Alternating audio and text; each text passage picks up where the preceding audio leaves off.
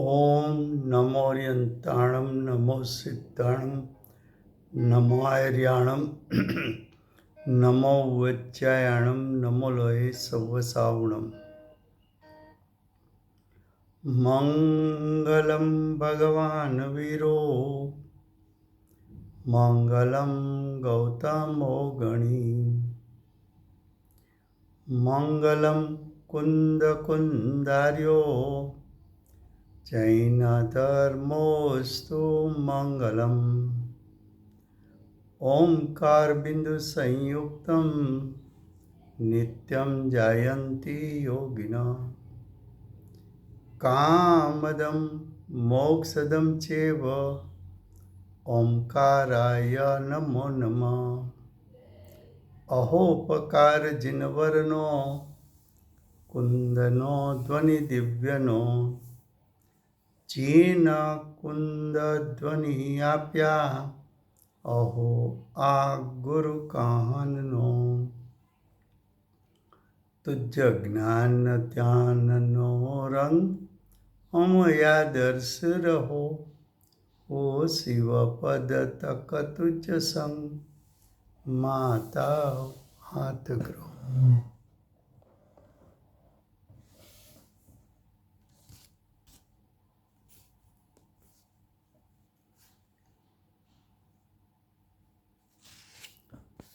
ये समयसार नाम का परम अध्यात्म शास्त्र है। भगवत कुनकुंदाचार्य देव ने मांगलिक करके समयसार को कहने की प्रतिज्ञा की है। आचार्य भगवान आश्रव अधिकार में आश्रव का स्वरूप बताकर आश्रव रूप परिणाम को गौण कराकर आत्मा के त्रिकाल शुद्ध स्वभाव का अवलंबन लेकर सम्यक दर्शन की प्राप्ति कराना चाहते हैं। ऐसे आश्रव अधिकार में श्लोक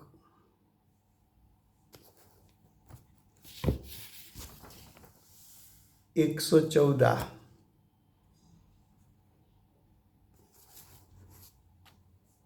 उसका हेडिंग है कि अब जो ज्ञानमय भाव है वही भाव आश्रव का अभाव है। क्या कहा?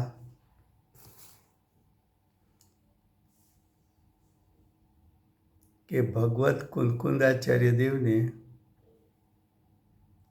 गाथा 168 में ऐसा कहा था कि राग आदिश के साथ नहीं संबंध वाला जो ज्ञानमय भाव है उसकी उत्पत्ति, क्या कहा?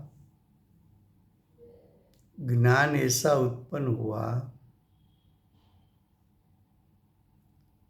कि रागादि के साथ मिला हुआ नहीं है। ज्ञानमय भाव ऐसा हुआ कि रागादि के साथ तन्मय नहीं है।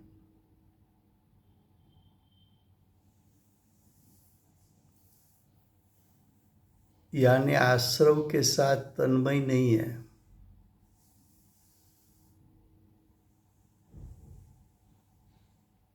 यानी जो ज्ञानमय भाव उत्पन्न हुआ तब आश्रव की उत्पत्ति हुई नहीं है।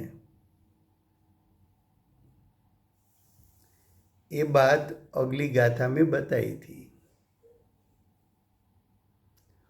अमृतचंद्र आचार्य देव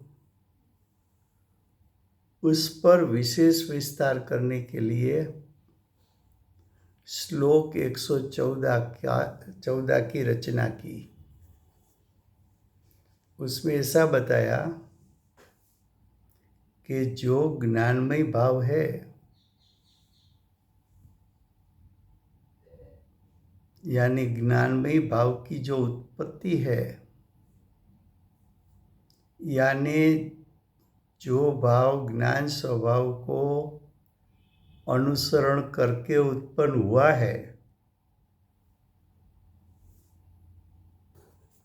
ज्ञानमय भाव का अर्थ है जो वेद ज्ञान उत्पन्न हुआ है। ज्ञानमय भाव अर्थात जिस ज्ञान ने स्वभाव विभाव के बीच में वेद ज्ञान किया है, वो वेद ज्ञान ही, वो ज्ञानमय भाव ही भाव आश्रव का अभाव उससे होता है। फिर से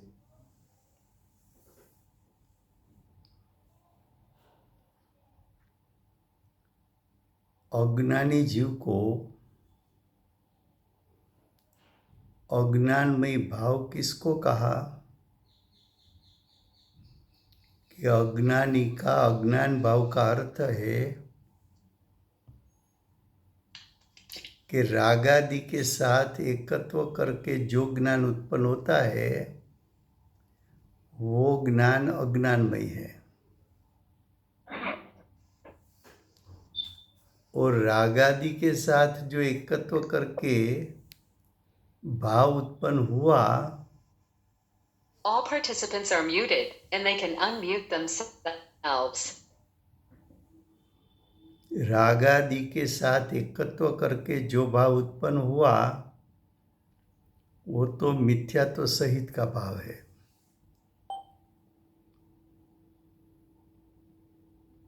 और मिथ्यात्व सहित भाव की उत्पत्ति उसको भावाश्रव कहा, और भावाश्रव द्रव्य आश्रव लाने में निमित्त होता है। और आए हुए द्रव्य आश्रव आत्मा के प्रदेश पार उसका आना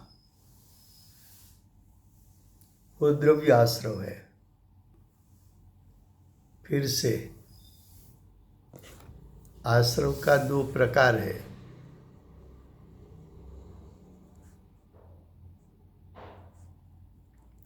तो आश्रव का दो प्रकार क्या है? तो कि एक भाव आश्रव, दूसरा द्रव्य आश्रव।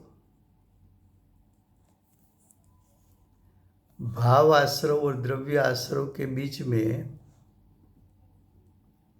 निमित्त नैमित्तिक संबंध है।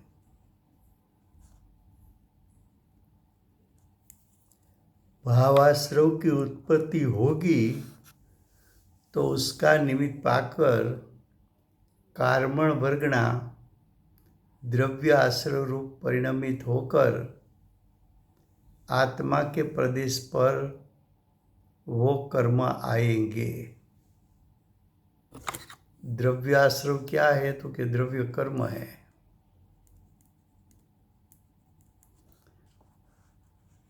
भावाश्रव क्या है? तो कि भाव कर्म है।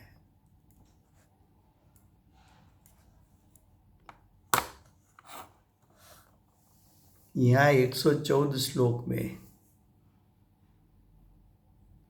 अमृतचंद्र आचार्य देव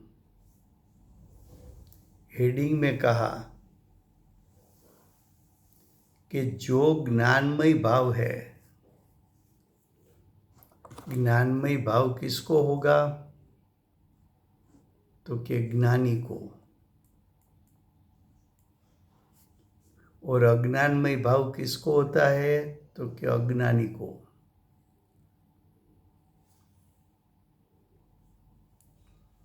अज्ञानमय भाव उत्पन्न कैसे होता है? तो कि जो ज्ञान उत्पन्न होने के साथ राग आदि भाव के साथ एकत्व करता है,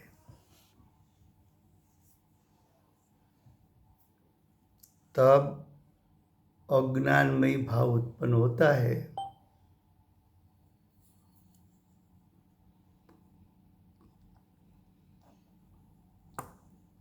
वो अज्ञानमय भाव जो है उसमें मुख्य मिथ्यात्व है। मिथ्यात्व मुख्य क्यों है? तो कि उसका फल अनंत संसार होता है।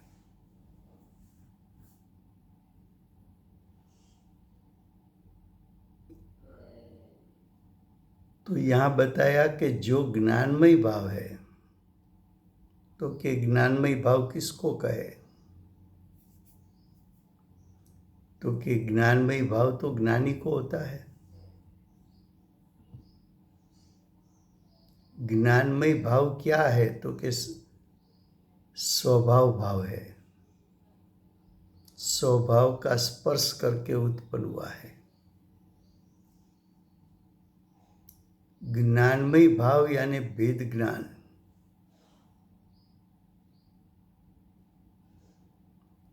जो स्वभाव विभाव के बीच में भेद करके जानकर विभाव का लक्ष्य छोड़कर आत्म स्वभाव का लक्ष्य करके स्वभावमय भाव रूप परिणमित होता है।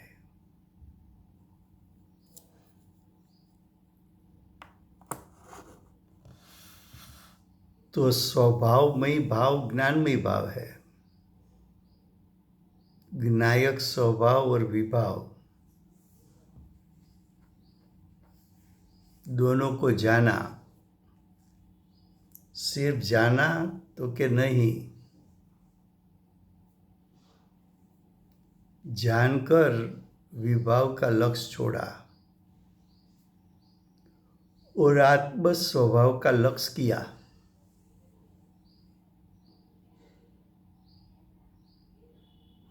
तो जो जीव ने आत्म स्वभाव का लक्ष्य किया,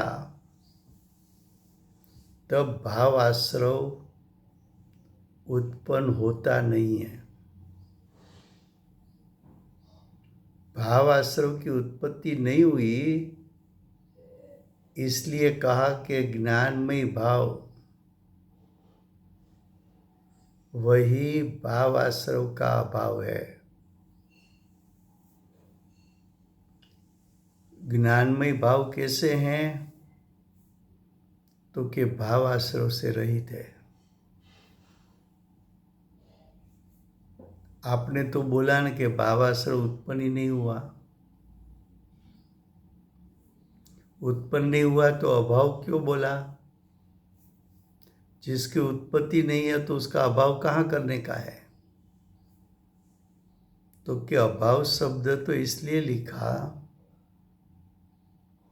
कि अज्ञानी को अनादिकाल से प्रति समय भावाश्रव की उत्पत्ति होती थी।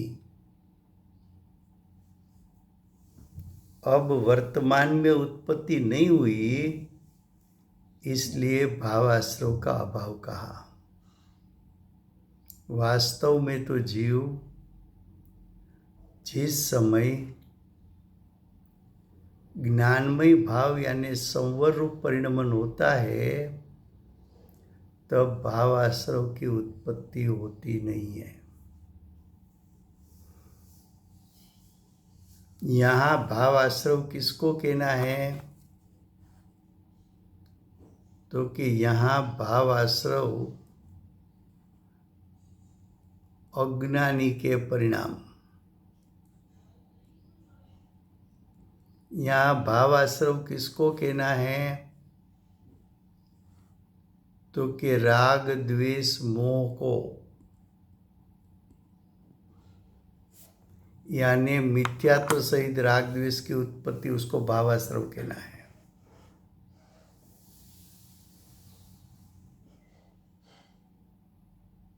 तो हेडिंग में बताया कि ज्ञानमय भाव है वही भाव आश्रव का अभाव है, ऐसा सिद्ध करने के लिए अमृतचंद्र आचार्य देव कलश रूप काव्य कहते हैं। फिर से गुजराती में,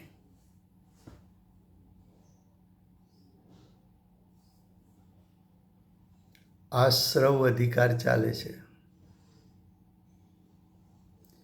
આશ્રવ અધિકારનું પ્રયોજન એ છે કે અજ્ઞાની જીવ આશ્રવ રૂપે પરિણમે છે એ પહેલાં સિદ્ધ કરવું છે। પછી આશ્રવ રૂપ પરિણામ हेय तत्व है। आश्रव रूप परिणाम हेय तत्व है। तो आश्रव रूप परिणाम ने हेय करता आत्मानो ज्ञायक स्वभाव मुख्य थाय छे अने आत्माना ज्ञायक स्वभाव पर दृष्टि जता भाव आश्रवनी उत्पत्ति थती नथी। त्यारे मात्र आत्मा ज्ञान स्वभावी होवाथी ज्ञान स्वभावने अनुसरीने परिणाम उत्पन्न थया होवाथी ए परिणाम ज्ञानीना परिणाम छे। ए परिणामने ज्ञानमय भाव कहेवामां आवे छे।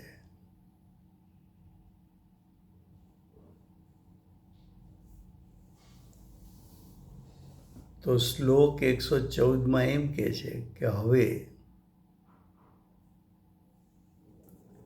हवेनो अर्थ शुं? तो कि पूर्वगाथा में भगवत कुंकुंदाचार्य देवे कह્યું હતું कि रागादि साथे नहीं बढ़ेलो भाव